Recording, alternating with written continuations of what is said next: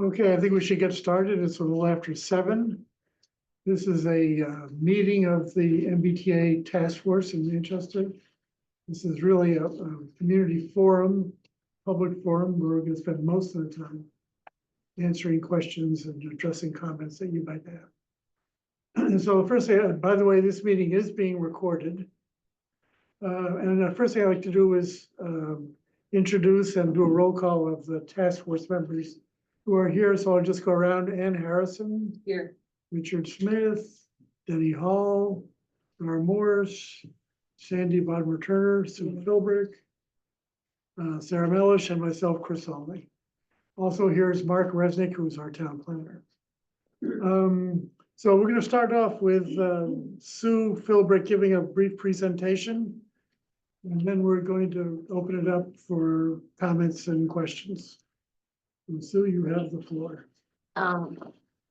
I see some of you have been following this all along, but I definitely see some new faces both in the room and online. So I'll start off with a very quick introduction for those who are like me before I joined the planning board, which is maybe a week before town meeting. I might try and figure out what was going on. So for those of you who are like that, and this is your first exposure to MBTA zoning, thank you for joining us. And thank you for tuning in and being here to get up to speed on the facts. The most important fact is that this MBTA zoning was not Manchester's idea. The select board didn't decide that we needed to amend our zoning law. The planning board didn't decide to do this. The state decided to do this. The legislature passed a law about 3 years ago unanimously, and it applies to Manchester as well as 76 other towns, all served by the MBTA. And what the law requires of Manchester is not building, not development, don't have to build anything anywhere ever, but it requires that we amend our zoning bylaw. We amend our zoning bylaw so that we locate a certain number of areas in town where multifamily housing suitable for families with children can be developed if a property owner chooses to do so by right. And our zoning doesn't have that provision now, so we have to amend our zoning to follow this law. So the law itself, it's just a page, it's not that complicated, but there are guidelines, which are several pages, and they're pretty complicated. And in fact, there's a computer model that goes along with the guidelines. And so for the past year, a group of 9 Manchester residents have been working to figure out the best way for Manchester to comply with the zoning, to come up with a plan to comply with the law so we can amend our zoning. And our main focus was really to limit development, potential development, to as little as possible. Maybe that's not what the state wanted, but that's what we decided when we were drafting our plan. And we looked at the town. We're required to zone 37 acres. And it doesn't sound like very much. Our square miles is over 9 square miles. I mean, just a small bit, but it was very complicated because we have a lot of conservation land. It has to be privately owned land. It can't be public land. And there were lots of other requirements. Half of it had to be within a half mile of the train station. Well, we all know what that's like. That's our downtown. It's where our businesses are. It's also where the harbor is. Initially, Manchester was required to zone 50 acres, but our select board went back to the state and said half of that half-mile radius is in the ocean. They said, okay, 37 acres for Manchester. We've been back with other requests, but those have not been as successful. So 37 acres, half within half mile of the train station, and then another half basically of that 37 has to be contiguous or touching, a little bit less than that. The other requirement that's been hard for us is we can't just take an acre here, an acre there. In addition to the requirements I've already stated, the smallest that a parcel is required to be is 5 acres. So it has to be 5 acres here, 5 acres there, and then the half of our 37 around the train station. Complicated, again. So our criteria in figuring out where to site these 37 acres was number 1, limit development.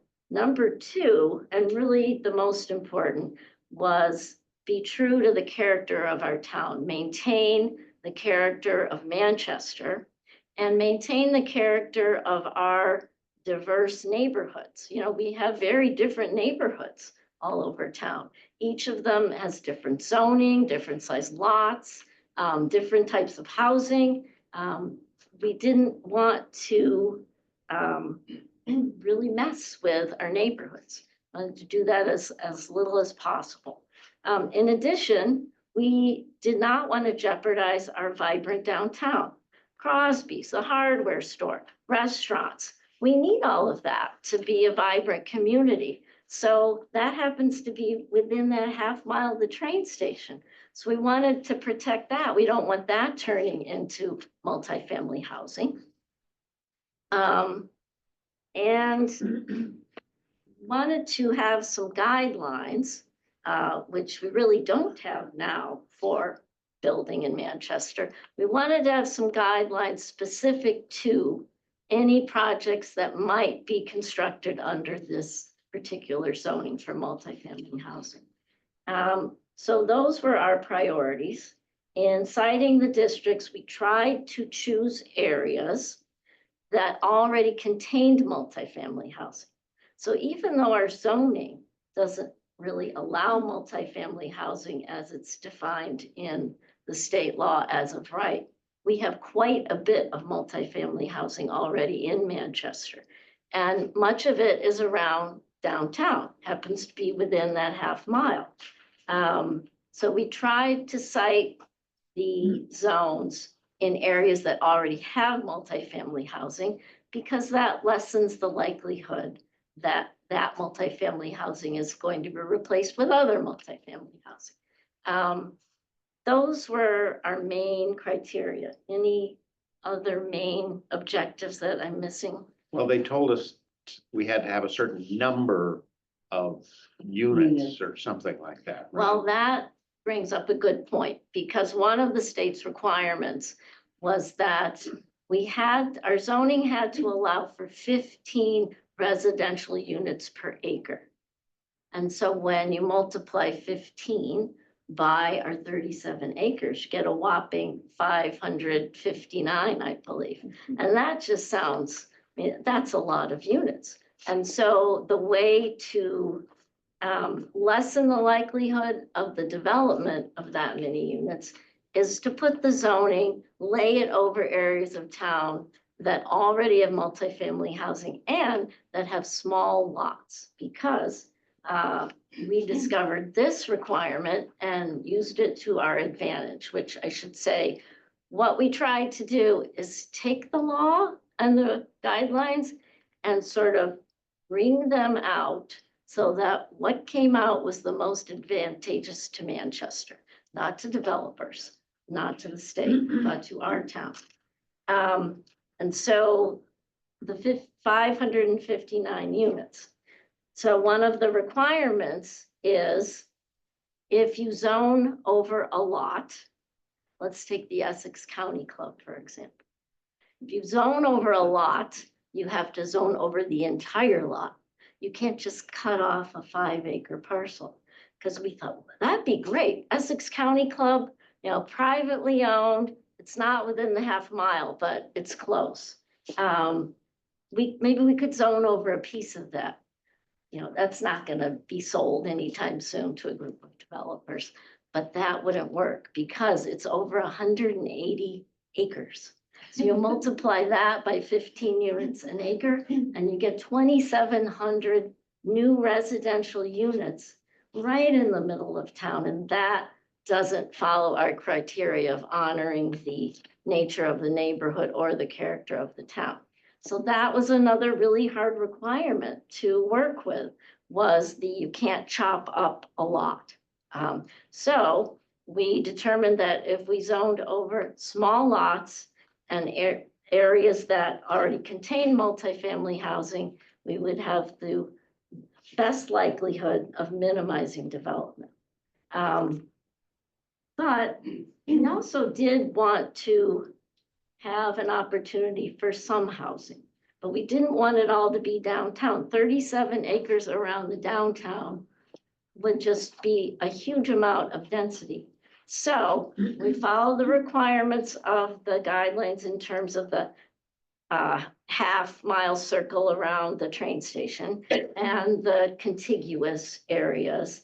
But the rest of it, we put on the other side of 128, near the MAC on Beaver Dam Road on the storage business, which is a very successful private storage business on a piece of land that's already developed. And the person who's running the business right now has no intention of turning it into multifamily housing. So that's one of the areas we chose. You can see the others on these maps, and maybe Tiffany, for those who are in Zoom land, if you could start with the Lower Pine to Powder House, be great. So I think those of you who came in, you should have these maps in the materials you picked up, but if not, feel free to just walk up and look at them while I'm talking, so you can see what I'm talking about. Chris actually is going to talk a little bit about how this district works. Okay. So this is Lower Pine and, well, it's actually in Powder House. So we broke this district into 2 sub-districts because they contain 2 very different kinds of properties. So the red area going down Pine Street and includes Morse Court and a little bit of Elm Street. This is more traditional residential development. The blue areas already have multifamily housing in them. This blue area is Newport Park, which is owned by the Housing Authority. It's got 32 units of senior restricted housing on it. This is Powder House Apartments. It has 29 units, I think in 4 buildings, maybe 5 buildings. Again, it's already existing multifamily, so any change would be just to improve that property. So the way we looked at this was to maximize the density in these districts, in these blue areas already, and try to preserve as much of the character of Pine Street and Morse Court and Elm Street as we could. One of the ways we did that was to, within this red part, we limited the number of units that could be built on a parcel, no matter how big it was. So what we said was no more than 5 units on any parcel in this red district. We also said we don't want big buildings with as many as 5 units in it. So we're going to require, if you want to put up 5 units on a property, you can't have more than 3 in one building. So if you're going to do that, you're going to have 3 in one and 2 in another. And I guess I should, at this point, describe what multifamily housing is for the state, because that's kind of an important thing. We often think of multifamily housing as people talk about Rantoul Street and so forth. Multifamily housing is a 3-unit residential building. We have a lot of them in town right now. There are 2 really good examples on Church Street. They are 3-story white buildings. Each of them has got 3 units in it. And that's the kind of housing we're hoping happens, if any does, along this red district. So I guess that actually take some questions out, people want to ask. I think we should do it at the end. Okay, Let's just go through Do the, you also want to explain that although we capped it at 5 units, oh, there's also a limit based on the size of the lot as to how many units? you yeah, can have? that's right. So the basic rule you're gonna see all night long is that you need 2,000 square feet of lot for every residential unit you build. So if you have a 6,000 square foot lot, which is about a quarter of an acre, roughly, oh, No, I'm sorry, that's an eighth of an acre. yeah. You could put 3 units, 2,000 feet per unit, 3 units, 6,000 square feet. And actually, 6,000 square feet is the minimum lot size in the downtown and in District D, which is along here already, so So if somebody has a 3,000 square foot lot, how many units can they build? they can do 1.5, but that's actually No, zero, zero. because you need a minimum of You need to have 6,000. 6,000. You don't have 6,000 Trick feet. question, Gar, You sorry. can't build anything there. Okay.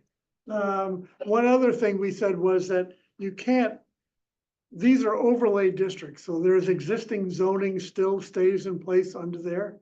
And we said you can't subdivide or recombine any lots unless they are, comply with the underlying zoning. So anybody who wants to fiddle around with a lot area to get more units won't be able to do it.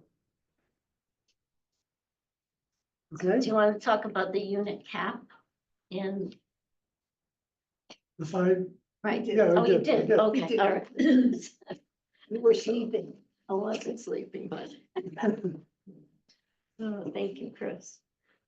Okay, I'm gonna quickly, actually, Sandy, you wanna do beach to sea? Sure. Yeah, This is the Beach to Sea Street District. And like the Lower Pine to Powder House, it's got 2 sub-districts. Basically because the 2 neighborhoods are quite different. I mean, this is right downtown. It has Seabreeze Variety. It has a multifamily development. And it has a small shop. It's right in the middle of all the shops and restaurants. And one thing, so the limit on project size, the largest lot in the district is the lot where apartments are and where it's mixed use, where you maybe have your morning coffee at the Laughing Gulf. And above the Laughing Gulf are apartments. But if you go, so you've got a large building here and then several smaller buildings and on-site parking. On-site parking is part of the rules for all of this generally. And then the second largest area here is this where Stanley's and the Seabreeze Variety are. But given the limit that we put of you have to have at least 2,000 square feet of lot per unit, the most units you could have here is 10. And hopefully there is encouragement actually in the zoning. I don't remember exactly which section that it would be mixed use. So it would be, there's not a requirement, but there's an encouragement that on the first floor, you know, you would have shops and on the upper floor residences, much as you do on the west side of Beach Street. And then this district is, it begins at the National Grid substation and goes all the way up to where Spy Rock Hill Road intersects with Summer. And then it goes all the way down to C where Tappan is. And it takes in this corner where the old warehouses that used to be grain storage and then I think were used for some kind of moving business, Valentine Movers. And this district, because it is, even though it includes a substation and it's kind of closer to downtown, certainly than Lower Pine, it's primarily a residential district and it's on the edge of a residential district. So we put a fixed cap per lot on this. So that, for example, on the warehouse district, which is a fairly large lot, I think it's I don't remember the precise numbers, but it's over 18,000 square feet. That lot would be, I mean, how many units? 9, 10 more. There's a fixed cap of 4 and that's it. That's the most that could be built on that given according to zoning. So I don't know if you have any questions with that. That it's very important to keep in mind those 3 things really that constrain the nature of the development that's going to happen, which is that there is a limit on the number of units based on lot size, number 1, that in the more residential units, there's a fixed cap. And thirdly, that there is a requirement, particularly in this zone, that you can't have with 5 units, you must have it in 2 buildings. 1 a 3-unit building, which is very typical of Manchester multifamily, and the other a 2-unit building. In fact, I think the property here has both a house and a barn, which is, so it's got 2 buildings on it already. Anyway, so I'm happy to answer any questions on this district later. The one thing I should say, we haven't talked about height. And our current zoning allows for 2.5 stories or 35 feet. It remains the same except for in 2 places. And one is on the other side of 128 and the other is part of the district Chris was The describing, blue parts. the blue parts here. And that would be 3.5 stories, meaning 3 stories plus peaks. So otherwise, it's the same as our current zoning. So I'm just gonna quickly describe Can we now. touch on parking too? Sure. Parking spaces. So parking is also the same as our current zoning, 1.5 spaces per unit. Off-street is required, except for the Beaver Dam parcel, which is 2 spaces per unit. So Allen to Lincoln, this one was within a half mile of the train station. Lots of multifamily housing already existing here. We start out at 66 Summit, which is the condos, which are offices. Dr. Mart's, Dr. Lamb, that building. Those are all privately owned office condos, so very little likelihood that that is going to be developed into residences. You walk down the street and you get to the Brook Street condo development, already multifamily housing, quite dense, individually, privately owned, those condos, again, hard to see, and everyone would want to sell and someone would come in and replace them all with different multifamily housing. You continue on down, there's another small commercial building, which is currently for sale, actually, right here, right near the Memorial School. That property, I think, would be subject, if it was sold and turned into multifamily, it could be, I think, 5 units is my need. Walk further down, these are single-family homes on the other side of the street. And then you cross the street, and these are in currently, cross the street and you get on the way to Lincoln. This is multifamily, these are multifamily, and then you have the gas station. The gas station actually is in zoning district A, which is residential. So it could never be built there today. But the gas station, if it were to be developed, it could have, I think, 6 units. Anyway, it could have a number of units, and that would be a nice short walk to the Memorial School from there. That's that district.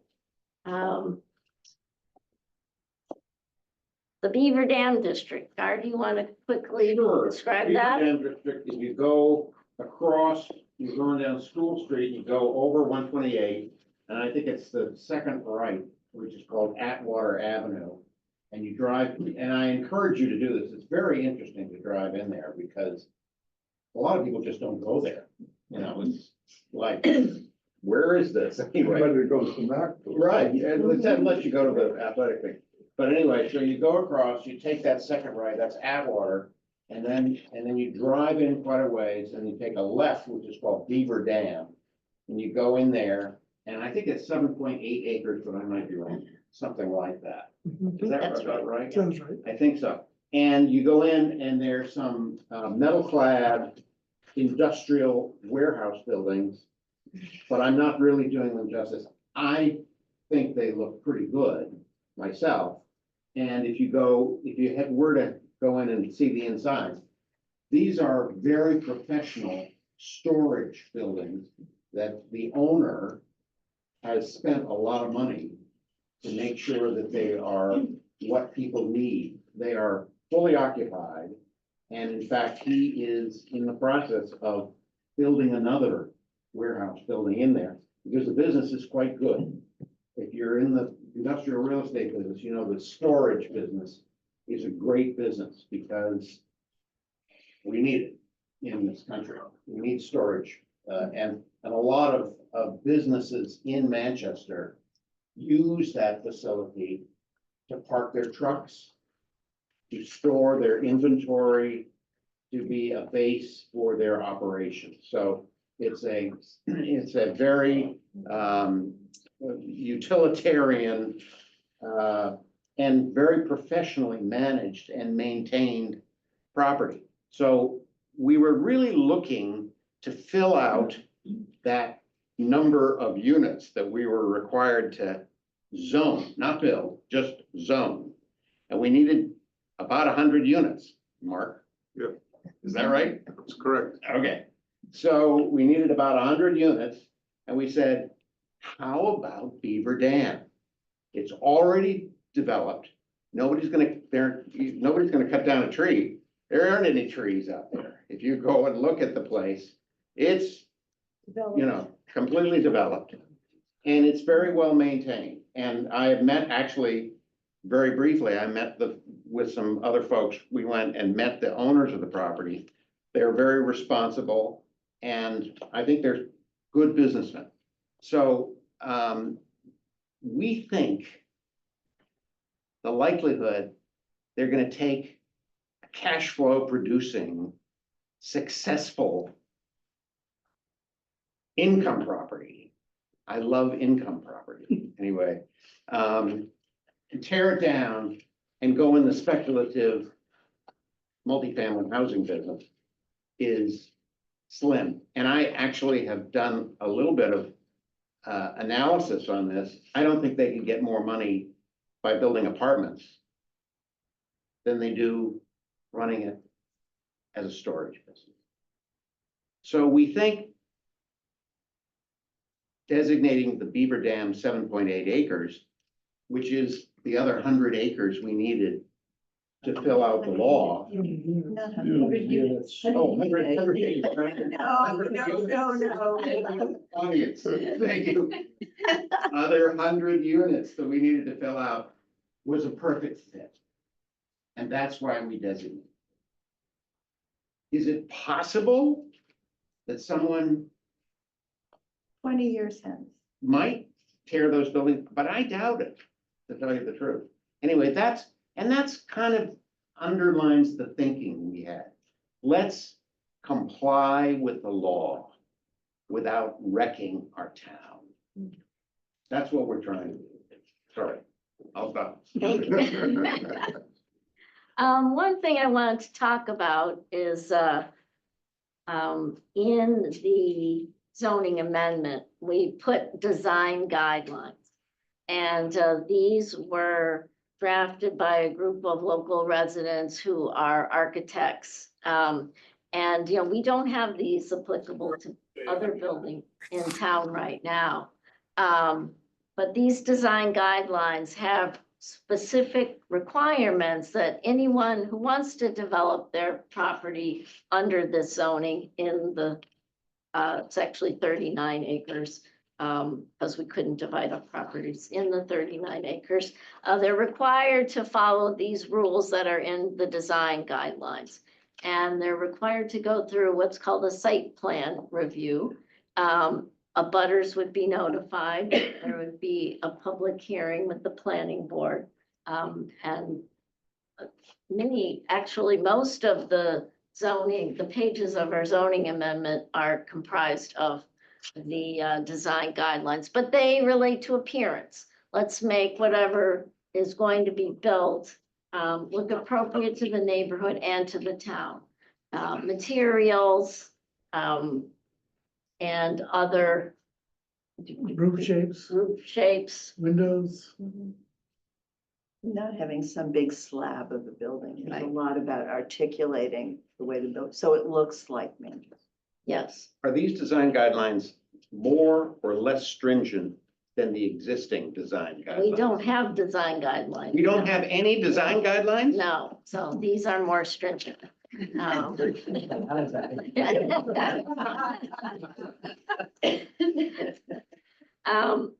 So we had, Gar just mentioned complying with the law, and I just wanted to sort of wrap up our comments with the discussion about that. As I said, it's a law. It's not like an option, Manchester, you see if you want to do this, it's a law. And our goal is to comply with the law, and we think we've done a good job of creating a plan that complies with the law but benefits Manchester. So there has been a lot of press and noise, and if you're on social media, you maybe see a discussion of Milton. And I just briefly want to mention that Milton, they are in a rapid transit community, so they were required to pass their zoning by the end of last year. And they did that. They have a representative town meeting, not an open town meeting like we do. So their representatives passed zoning, and then their citizens filed a petition for a referendum. And the citizen referendum overturned the plan that Milton's planning board came up with to comply with the zoning. So Milton is not in compliance with the law. They're in violation of the law. The law says that if you're in violation of the law, it lists out 4 pools of state grants that you are not eligible to receive. If you violate the law, you can't apply for grants under these 4 sets of state grants. I got an email today from someone who's an attorney, but I haven't looked this up myself. But she said she discovered that Milton hasn't received funding from these grants for at least 10 years. So not really of much concern to them. It is of great concern to Manchester. And our finance committee did an analysis about the effect on Manchester of the loss of these grants. It's millions of dollars. We're counting on that money for next year. We're using that money right now. So losing the ability to get money through those grants would be a big hardship for Manchester. The other thing, and this is what happened to Milton, the Attorney General brought a civil suit against Milton to say, Milton, you must comply with the law. It's a law. Milton's response is not, the law is a bad law, throw it out, it's unconstitutional. That's not their response. Their response is the Attorney General doesn't have the right to sue us. Really, the only punishment we should have is not being able to receive money under those grants. I am not confident Milton will win that lawsuit. And they're spending a lot of money on attorney's fees to litigate that lawsuit. Things Manchester would like to avoid, and we can avoid by complying with the law with this plan that we have put together.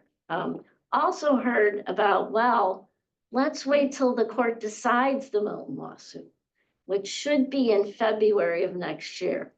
Well, we're required to follow the law by January 1st. So as of January 1st, if we decided to wait and see what happens, even though I don't think whatever happens to Milton is going to affect Manchester, the law is still going to apply to us. if we wait, we're in violation of the law as of January 1st. We won't be able to apply for money under any of those grants then, while we sit and wait, see what happens in Milton. So right now, that position doesn't make sense to the select board or the finance committee. When I underline one thing that you said, I really think it's important to distinguish because what Sue is talking about with the suit, Milton is not challenging the law. They are challenging the guidelines that were written by HLC in response to the law. And the law itself has in it, you don't comply with the law and you are ineligible. So there's no question of risk. You're just flat not eligible for those categories of grants. And they're fairly significant in terms of the plans, both what's ongoing and the plans to repair infrastructure in this old town of Rockland. Thank you. And the last point I wanted to make on that topic is that let's say something happens with the Milton suit. The only thing that could possibly affect Manchester is if the court said to, Sandy just mentioned EOHLC, they're the ones who issued these guidelines. The court says, you have to redo those guidelines because you didn't do them the right way last time. So maybe those guidelines would be more beneficial to us than they are now. I highly doubt it. But if they were, remember, if we pass this zoning plan, it's our zoning. It's not the state zoning, it's our zoning. So we pass it, we can go back and change it and say, well, they changed the guidelines, so we want to change our zoning. We can do that. It's our zoning. So to me, there's not really a risk in going ahead and passing the plan, regardless of what happens with the Milton suit. Affordable housing component. I forgot about that. You want to describe that? Yeah. No, I won't make you do I that. can. Okay. So one of the things that we did is we commissioned a report of a feasibility study to justify to the state that it would be beneficial to the town to allow 20% of the units to be affordable. And that report supported that. So any project with 5 or more units would need an affordable unit. So every 5 units requires an affordable unit. And the other thing is with respect to the grants is that any like rehabbing the Newport Park or Plains, any of those types of affordable housing projects, 80 to 90% of those projects depends on money from EOHLC. So if we don't comply with the law, it's unlikely that we would ever have any affordable housing, be able to do affordable housing projects other than an unfriendly 40B. So I think that's something that has gotten lost in the woodwork, but that's something we would have an issue with. That just reminds me, and this is the last thing I'll comment on. We did hire an independent firm to conduct an analysis of, okay, here are our districts. You tell us what is your guess, and it really is just a guess, of how many units could be built over time. And they said 134. They didn't give us the time frame. 100 out in the storage unit and 34 spread across these districts. So that's called a propensity for change. And you can read that on the website. There is a button that says MBTA zoning.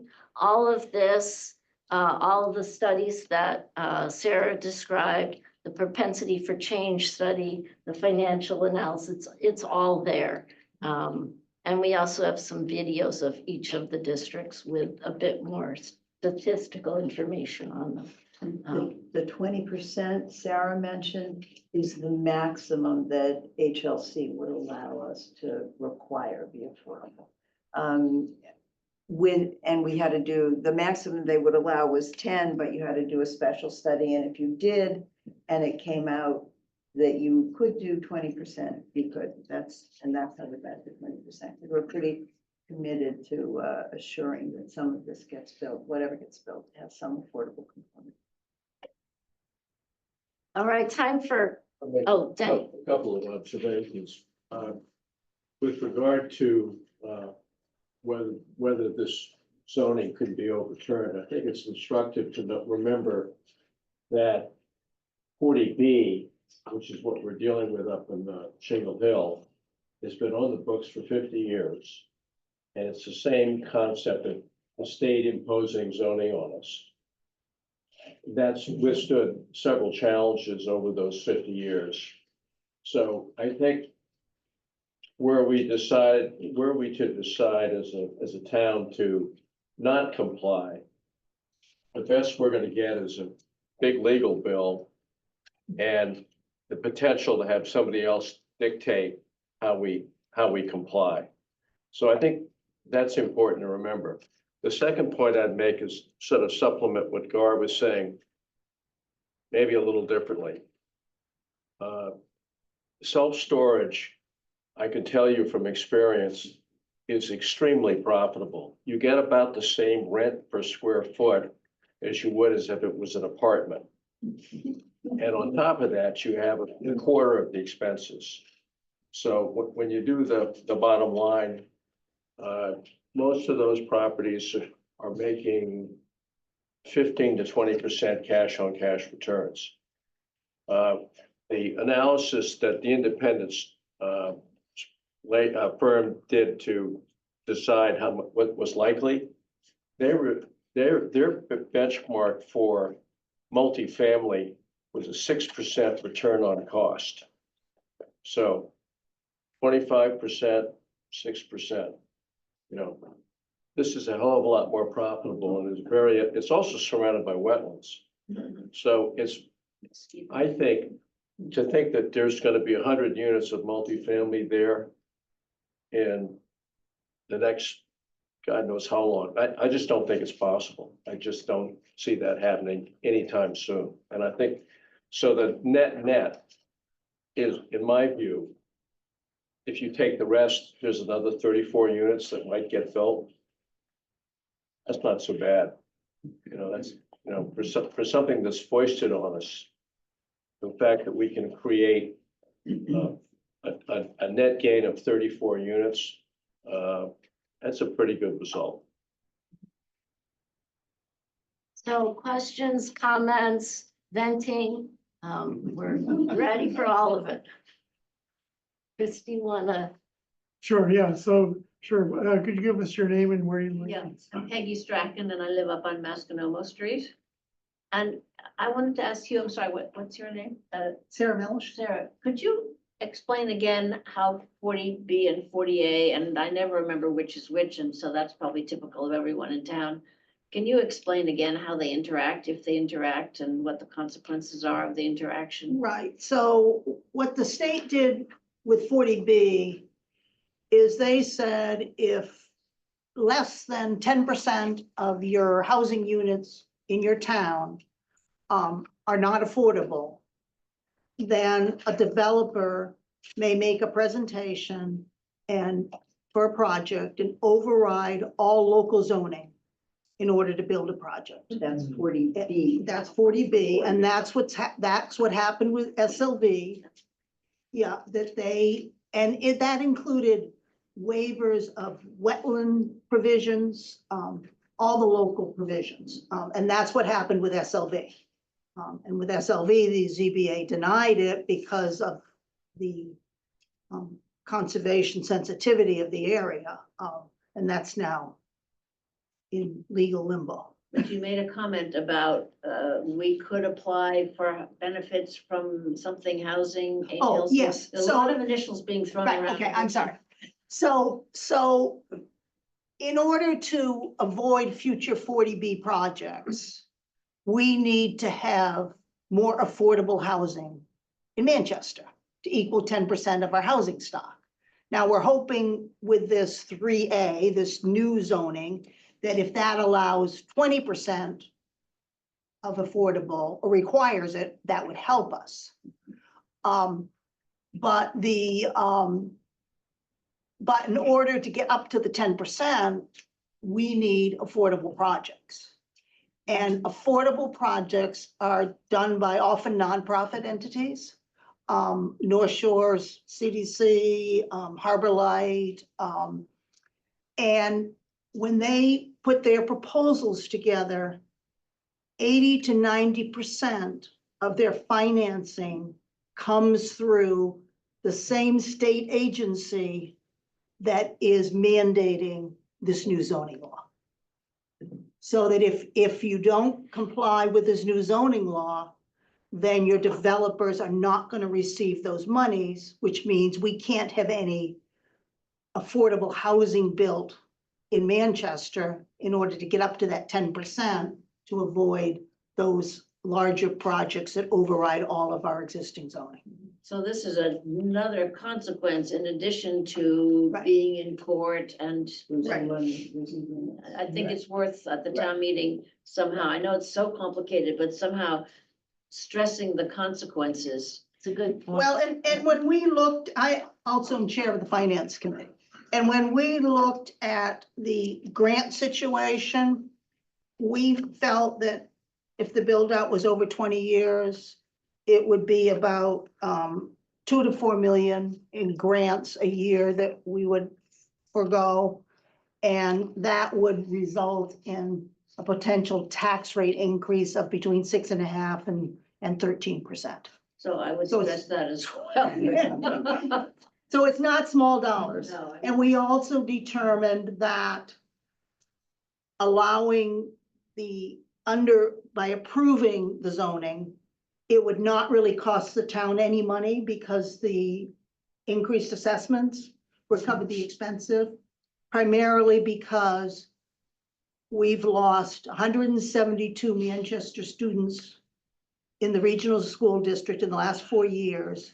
And we have 80 school choice that come from other towns. So we have plenty of slots to handle between 5 and 9 new students a year. Okay. Without expense to the school district. And I'd like to make another point too. We've been talking about trying to meet the legal requirements. But you know, we have housing needs in this town as well. And one of the problems we have is that we have a lot of almost all single family houses. And they're being torn down and replaced with bigger, more expensive ones. And so there is fewer and fewer opportunities for my kids, your kids, for them to move into town. There's no place for a teacher or a first responder to afford a place in town. And we get to be older, we want to downsize, there's no place to downsize either. So we do need a variety of new, different kinds of housing so we can support our own population. And this isn't really gonna do that, unfortunately, but it's a small step in the right direction. Can I just make one other comment? How can you at the town meeting be ready to deal with NIMBYism? I mean, you know, I don't want 6 houses of 4 people living near me or whatever. I mean, it doesn't sound like this even comes close to producing anything like that, but this is the kind of thing that people start getting worried about. Yeah, well, you're absolutely right. All we can do is present the facts the best we can. And I think you point to some of the developments that we've included in the zoning, the condominiums at 21 Pine Street. Those are nice condos. They're not inexpensive. Olive Sawmill Circle, no developer is going to come in and redevelop it. That's nice. Well, in 10-12 Summer Street, everybody looks at that every time Yeah. they go get a scone and. Yeah, and the Brook Street condos. I mean, those are all high density. Are the ones behind the developments. church over there. Right, White yeah. buildings. You don't even, they're just nice looking, and by style buildings. by limiting the number of units in a structure, you're forcing a much, you know, a much nicer look and feel for the units. And they're gonna be so expensive, they're not gonna be poor people. More questions? What is the time? Name and, Oh, sorry, Ian Strack, Peggy's husband. okay. What is the timeline that you expect any action to be taken? There are 12 people here that are presumably Manchester people, and there's very few, there's no interest in this. Are you expecting this to drag on and drag out for 30 20 online. years? No, there's 30. How many online? 30. There's 30 more people online. There's what? There's people on Zoom. Oh, they're on Zoom, but well, there are a few more. But 30. you know, this is 30. Manchester. There are This is 30 last. three. Well, They've had other, 30. How many? 30. 30. 30 more. And they've had other meetings, too. Yeah, we've They've had been, other meetings before this. yeah, we've been at this for about a year and a half now. But how much And- longer do you think it's going to be before any action? Oh, town meeting, Town meeting, November I know. 18th. Next week, we're taking the vote. That's it. Yes, but the town meeting can come up with a conclusion that may be not consistent with the requirements. It's possible. Correct. It's possible that would be But that's, unfortunate. that's the end of that's the end of our mission. Well, So on, what happens then? November 18th, this task force has done its job. We, And so what do you expect? You have to give two alternatives, either status quo or failure. What happens in failure? well, all the things we've been talking about, we're out of When will compliance. it likely? It begins January 1st, January 1st, 2025, we're out of compliance if we don't pass it. at So town meeting. what happens after? well, we January? can't fix the water system. We Right, can't fix the rotunda. right, We yeah. can't dredge the harbor. We can't do the paving on whatever it is, streets out here. That stuff, you know, it's, things are gonna happen. Oh, well, tax rate will have. I'm gonna answer that a Tax little rate bit will go differently. up. If we don't do it now, we're out of compliance with the law. The law is not going away. We're gonna have to come back in the spring Do it and all try try a different plan. Maybe somebody can come up with a better plan than this. Well, and I Well, think we the should- other concern is Oh, yeah, that it'll the be state, Sorry, say that again. the state could do our zoning. Yeah. It'll be too late, but sometimes it's better late than never. Well, I mean, I don't want to be in violation of the law for the rest of the town's history. That would not be good. So I'd just like to say, I don't really like this thing much, Who does? right? But it exists. It's like, you know, a wave coming at your boat or something. You can't just sort of say, I'm not playing, I'm not playing. You gotta deal with it. We're doing the best we can. And you might say, what you guys are trying to do is play the law and kind of live by the law, but not. I hope the state isn't listening to this. You would probably be right. We're trying to comply, and in fact, we submitted this thing to the guys in Boston, from pre-application. and they said, okay, all right. There's that'll some work. comments. If you get that approved, you'll be in compliance. So, you know, they're not, I'm not gonna. Talk to your neighbors and make sure they vote yes. Yeah, so, and, you know, it's really, does the town want to comply with the law? Or not, Yeah, in a way? well, yeah, in a way, I mean, there's been a certain amount of fuss about, oh, this is a state mandate, et cetera. But in fact, the state set some goals, some boundary conditions for us, but then left it up to the town to figure out where the 37 acres should be, what exactly the requirement should be. Should there be design requirements? That was our decision. I mean, and Richard led a whole group of architects who tried to figure out what would really work, because you have to have very specific requirements. So in a way, while, you know, had the law not come along, none of this would be occurring.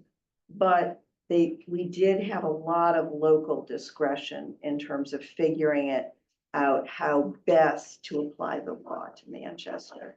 And one of my concerns is in the Attorney General's suit. She asked for relief, and the first couple of items in the prayer for relief are about, basically that Milton should comply and make zoning. But one of the other things she requests, if they continue to refuse to comply, is that the court appoint a special master who would decide the zoning. And we certainly don't want to do that. That's in Milton's case. And I think the other thing that people may not be aware of is that the state has always controlled our zoning. Every time we pass the zoning amendment at town meeting, it has to be approved by the Attorney General. So this is not new. No. So is there any realistic estimate of when this might be resolved? No. It's Monday. November 18th. No, but I mean, after Monday, whatever the outcome. Well, if it's passed, we can change the zoning and nothing will happen, We're done. in my view. Yeah. It'll that's what be I'm asking. like, non-issue. Now, somebody might have a 8,000 square foot lot and they might have a house on it and they might say, geez, I think I can build, whatever it is, 6 units here. Four. Sorry. I have, but my 4 parts, they're quick to. Maybe only 3. So, but, I mean, our guess is if this passes, which we hope it does, that there's a pretty good chance that nothing's gonna happen. Yes, question, yes, sir. Was it- And then we need to take one online too. Yeah, did you, ma'am, do you have your hand up? I She did. I did. Can you tell us your name and your address? Abigail Saltonstall on 17 North Street. My question is really, I can see that you guys have put so much thought into this, and it's a very conservative plan and very thoughtful. But then we come to the 40B and the affordable housing, and it does seem like you have so thoughtfully constructed these zones that there's going to be very little new housing. So I don't quite get the line of reasoning that how is this gonna help with the 20% and the 40B, because where would the affordable housing go? Okay, so very good question, actually. This is not designed to be a vehicle to produce affordable housing, just to be clear. This is just to produce housing. Because the justification from the legislature was that the state's economy is being hurt because of the shortage of housing in the Commonwealth. So that's what's pushing this. We're designing this, so we're not, it's not that somebody who wants to put affordable housing can't do it. If somebody wanted to put in, 5 units of affordable housing and they got the financing, they can do that. We're not going to prevent them at all. And there's areas of Manchester where that would be, I know people. Yeah, so there are 2 React, places. but- There are 2 very important places. One of them is Newport Park, which is up on Pine Street. The other is Powder House, which is at the end of Elm Street. They both are fully affordable now. They both have enough land that theoretically you could add more units there. And that's one of the reasons we zoned it that way, was so that additional affordable housing could happen in those 2 locations with the least impact on the rest of the town. And if anybody wants to build 5 units on their lot, one has to be affordable. And they can't make a payment to the Affordable Housing Trust in lieu of making a unit affordable. And there's areas of Manchester where you could put 5 units on your lot? Yes, not a whole huge number, but yes. And so now they're required to have 1 unit affordable if there's 5. Yes, sir. Yeah, Robert Coyne, 115 B Street. I was the first one to buy a unit at 21 Pine Street. There was a radical thing at the time. Nobody thought you could ever put in, I don't know, 5 or 6 units here. Yeah. Expensive construction and so forth, but our local zoning, our home rule community voted on it, accepted it, and the place is prospered. I don't live there now. It's great. But we have a home rule, which I think is a major issue here. My concern is having the state, particularly the MBTA, which in itself is in debt, and gonna be in further debt. You're giving out free rides now, they just give out, I think, $40 million to the Cape Ann Transit Authority and the regional transportation authorities. But I just think that, to me, we have to defend our home rule. That once the state starts interfering with our local control, our local governments, it's not gonna win. I think Ann and Becky Yeah, can. if I may, Ann Harrison, I'm from the select board and I'm on the task force.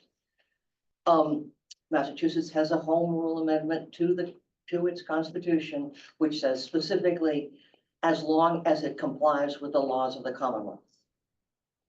40A, 3A is a law of the Commonwealth. Our home rule is very limited, and the state decides where we get it and where we do not. And that's. And that can't be challenged. Yeah. It's in the state constitution, of course it can be challenged, Yeah. but you have to go to the state constitution, not to the Manchester town meeting. We have a hand up online. Yes, online, yes. Susan Harrington was first. Susan Harrington, 0 Woodhome Road. I think the information tonight has been very concise and easy to understand. One question that came up about design, would it be possible for design guidelines to be implemented into the permit review process for the town of Manchester? You mean in general, besides? In general, well, including this project, I mean, this proposal, as well as any building in Manchester, any new building or renovations. Well, I think the answer to that is yes, that it could. That would require another vote of a different town meeting. Yeah, true. Okay. There's no reason why it couldn't be applied. Because I think that would, the other point I was thinking about, what frightens me is the possibility that the state could control our zoning. Yeah, I think it's probably, frankly, not a big risk, but it's certainly possible. Well, perhaps that's something that could be mentioned at the town meeting. Yeah, sure, yes. I think that would I sort of think, wake A lot more. I think the thing to do there is to quote the Prayer for relief. prayer for relief that the Attorney General filed in litigation with Milton. Mhm. All right. Well, thank you very much. Yes, sir. I believe there are approximately 20 towns that have said no, and they're postponing it until the Milton case is resolved, or you maybe enlighten us on that? I don't know how many towns have voted to postpone it. I know Ipswich did, by one vote, actually. Hamilton did, Wenham did, I think Winthrop did. But how many is So compliant? I don't know the answer to your question of how many. I do know that 83 have already passed their zoning and are moving on to other things. 83? 83. Is their timeframe different than ours? The towns that passed it, Only, 12. oh, the towns that said no, Yeah, the I towns that don't are know. postponing. postpone it. I There don't are They're know. the same There are time, they're the same timeframe. as Yeah. us. Must be December. So they're gonna have consequences Yeah, by they will. postponing. Yeah. Yeah. Yeah, There are 3 deadlines. One was last year, and that was for towns that were served by rapid transit. The deadline this year is for communities served by commuter rail. And the third deadline is for so-called adjacent communities. Essex, for example, is an adjacent. But Essex has already passed theirs. Right, Yeah. exactly.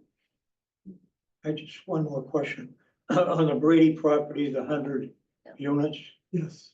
how much does that deduct from what is required in total from what they're asking out of the 559? Hundred. That's a big, That's a big chunk. It's a big Yes, chunk. it is. I'm a customer there for about 40 years. Diamond Jim Brady, and his son's been running it. And I used to sell ocean containers as well. So I know the cost factors involved in what they're harvesting on Jim's efforts. But that to me is probably if this thing does get approved, that's probably gonna be, in my opinion, one of the key properties. Well, Bob, do you think they'll shut it down? Pardon? You think they'll shut their business down? Well, they would sell the land. Why would they? But wouldn't whoever bought it also want to run it? I mean, it's pretty profitable.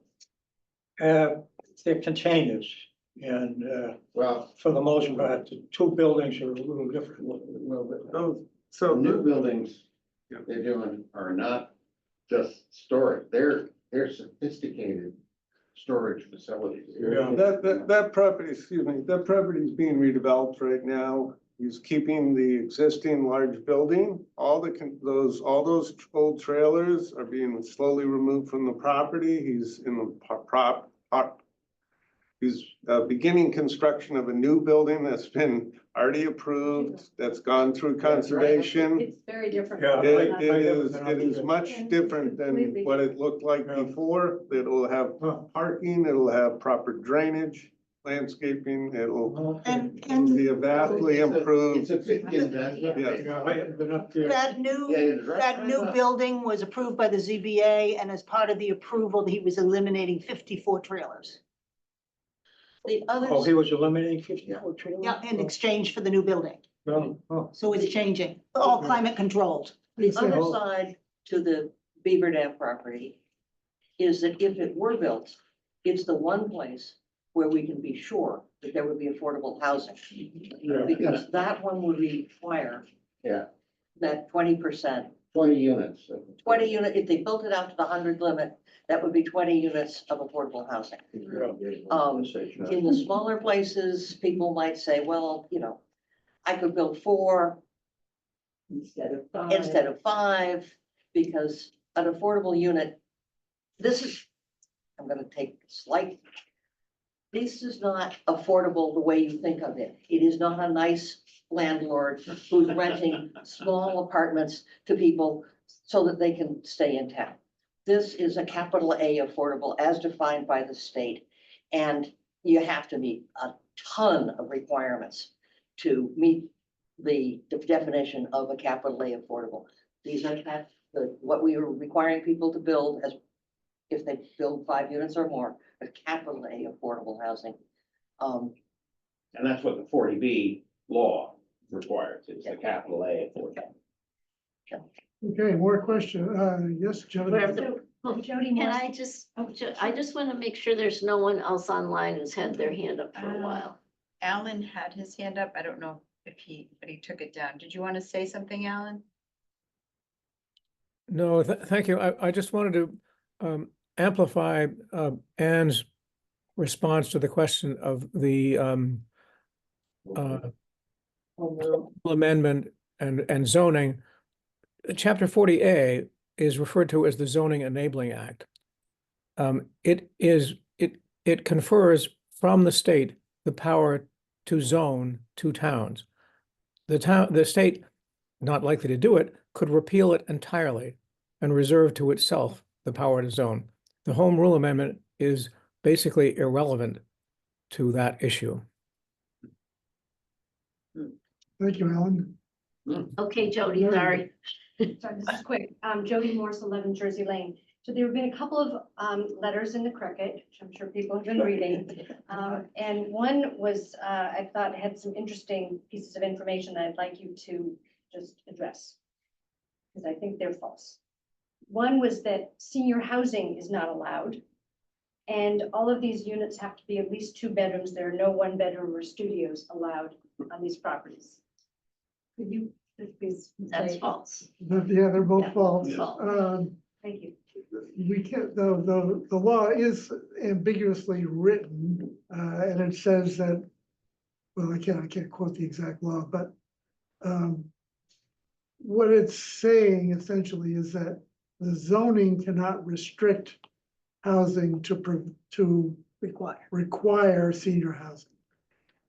And we're not doing that, so we're fine. But you And can we- do it if you want. You could certainly do it if you wanted to, and you could build studios, all studios if you. I think the other thing is that the state compliance system, which is what we had to comply with, assumed 1,000 square feet per unit, including common spaces.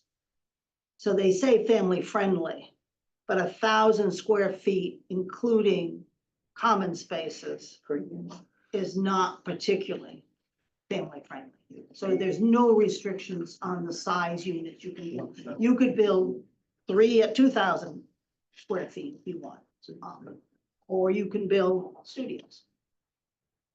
Yeah, the 1,000 square feet is the computer model that we have to use to comply with. And the model just assumes 1,000 square feet per unit. So if you, so that tells you how many units you can get when you plug in the properties into there and the density requirement that it just uses 1,000. Doesn't mean you have to build, if you have that big house and you want to add a couple small studios, so you get a little rental income in your older years and you can still live in your house, you can do that. So that, or you could do the opposite that Chris just mentioned. Builder could tear it down and build 2,500 square foot units, put 3 really nice units and sell them for $1 million each, 2 million each, probably close to that. But then that would allow someone who has a really big house to be able to sell it to a family, and they would have a place that they could move that might be a little bit smaller. So, And that- just remember that, I didn't mean to cut you off. Yep, no. that's- What Mark just described, what you could do. The only people who can do that, who have this option, are people who own property in Yeah. these 4 areas. That's all it applies to, are these areas. More questions from Zoom land? No hands up right now. Right? Only once, going twice? Well, we really appreciate you taking the time out of your evening to come and learn about it. It's really complicated and confusing, and it's a lot easier to just say, I don't want to deal with this. So we really appreciate it. You have put hundreds of hours into this. You're gonna be glad when you know.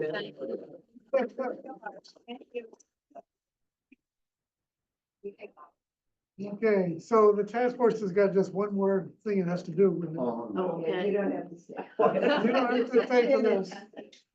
The only thing we left to do is we have 2 sets of minutes to approve. I have read the minutes So did I. and I, hereby make a motion that we approve them. I second. Okay, any discussion on the minutes? I think it's gonna happen. All in favor? Great. Unanimous. Thank you very much. And folks, this may be our last meeting. Oh, no. Oh, no. I should have made cookies. My one joy. Motion to adjourn. Second. All right. Well, before we adjourn, I do want to just personally thank all of you for the work that you've done. It's been an interesting.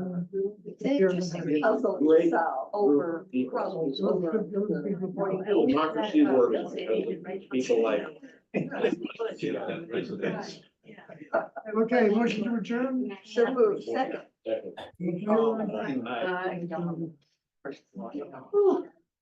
They're building something.